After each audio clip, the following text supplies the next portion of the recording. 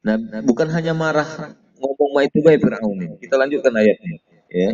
Bahwa bahkan Firaun ini mengancam kalau seandainya para penyihir ini kemudian masih tetap beriman mengikuti apa namanya itu Musa ini, ya, mengikuti keyakinan yang diajarkan oleh Musa ini, maka dia akan membunuh para penyihir ini.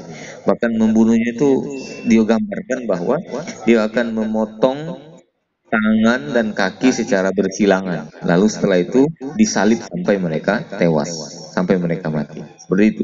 Dan di ayat ke 120 apa 24 124 ayat berikutnya. Allah berfirman, "A'udzubillahi minasyaitonirrajim. La uqatti'anna aydiyakum wa arjulakum min khilafin tsumma la usallibannakum ajma'in."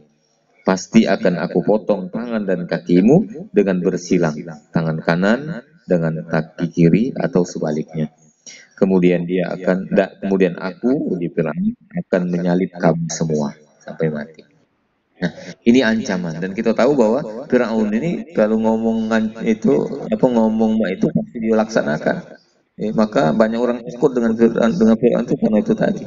Dia dia tegaan orang kalau orang Jakarta mau tegaan, dia tidak peduli gitu ya. Kalau dia tidak senang dia akan binasakan orangnya, dia tidak senang itu, tidak suka itu, dia tidak ada rasa belas kasihan. Jadi bukan omong doang yang Jakarta itu ya. Jadi apa yang diancam kita pasti dia akan laksanakan. Kita lihat dalam sejarah awal ketika Nabi Musa alaihissalam ini baru dilahirkan kan, kebijakan dia dan itu dilaksanakan, yaitu mereka mencari bayi-bayi yang laki-laki yang baru lahir dan mereka mereka bunuh. Firaun memerintahkan bunuh, itu dilakukan oleh para pengikut-pengikutnya. Nah, inilah kita lihat tadi lagi pelajarannya kepada penyihir ini tadi, tukang sihir yang beriman tadi. Apa yang dilakukan oleh para tukang sihir yang beriman ini? Apakah dia takut lalu kemudian dia berubah kembali lagi kepada kemurtadan, kepada kekafiran? Ternyata tidak. Ternyata tak ada. Mereka bahkan mengatakan seperti ini. Ayat 126. A'udzubillahi minasyaitonirrajim.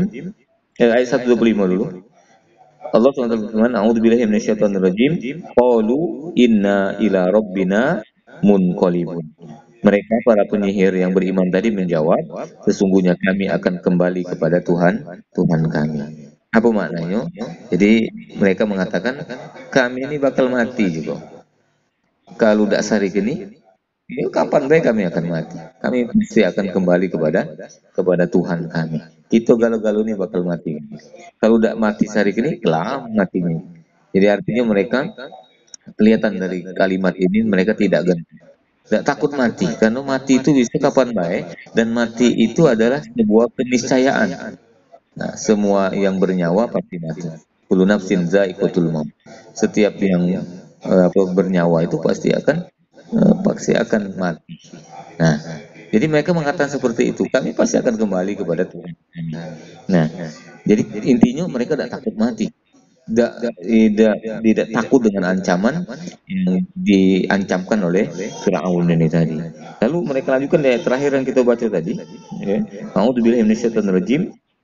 Wa ma tankimu minna illa an amanna bi ayati rabbina lamma ja'atna. Rabbana afrigh alaina sabran wa tawaffana muslimin. Dan itu tidak melakukan balas dendam kepada kami, melainkan karena kami beriman kepada ayat-ayat Tuhan kami ketika ayat-ayat itu datang kepada kami. Jadi mereka mengatakan bahwa kami ini tidak kate dosa, tidak kate salah dengan Allah, tidak salah. Kita lihat tadi, mereka belum diupah, artinya belum ada kerugian yang diderita oleh Firaun dengan terhadap penyihir tadi.